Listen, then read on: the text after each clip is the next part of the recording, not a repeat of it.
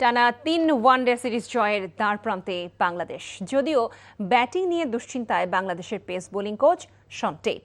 ব্যাটারদের কাছ থেকে ধারাবাহিকতা দেখতে চান তিনি। এছাড়াও নাহিদ রানার মধ্যে ওয়াকার ইউনুসকে খুঁজে পাওয়ার কথা জানিয়েছেন টেট।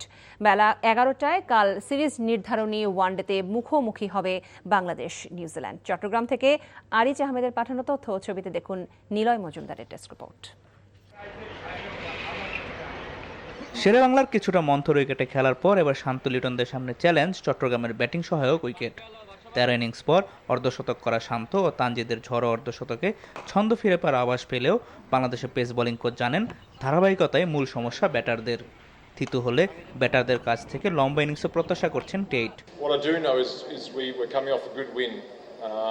বাংলাদেশের ব্যাটিং নিয়ে অনেক প্রত্যাশা থাকে, সেটা সবসময় বাস্তবসম্মত কিনা জানি না, তবে কিছু পারফরমেন্স এসেছে, দল জিতেছে। এখন দরকার ধারাবাহিকতা। ব্যাটিং অর্ডারে আগের তুলনায় কিছু পরিবর্তন এসেছে, তবে এটাকে অজুহাত বানানো যাবে না। উন্নতি এবং ম্যাচ জেতার মতো পারফরমেন্সই আসল লক্ষ্য। নাহিদ রানাকে ওয়ার্কলোড ম্যানেজমেন্টের অংশ হিসেবে সিরিজ নির্ধারণীতে বিশ্রাম দেওয়া হবে কিনা এমন প্রশ্নের উত্তরে টেট জানিয়েছেন এমন করে পরিকল্পনা নেই টিম ম্যানেজমেন্টের। বরং নাহিদের বোলিংয়ে পাকিস্তানের কিংবদন্তি বোলার ওয়াকার ইউনুসের ছায়া খুঁজে পান টেট।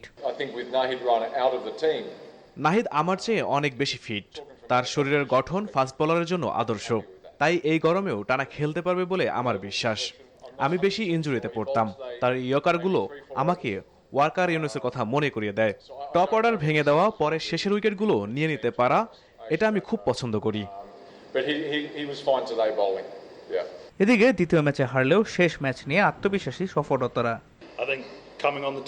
ব্যক্তিগতভাবে আমি আশা করেছিলাম উইকেটগুলো পেস সহায়ক হবে, সেগুলো তেমনই হয়েছে। সবাই প্রস্তুত আছে, ভালোভাবে প্রস্তুতি নিচ্ছে। সিরিজ জয়ের লক্ষ্যেই মাঠে নামবো। তবে সাম্প্রতিক ইতিহাস বলছে ভিন্ন কথা। ২০২৩ সালে বাংলাদেশ সফরে এসে সিরিজ জিতেছিল নিউজিল্যান্ড। চট্টগ্রামের মাটিতে অবশ্য ৫ ম্যাচের ৩টিতে জয় পেয়েছে স্বাগতিকরা।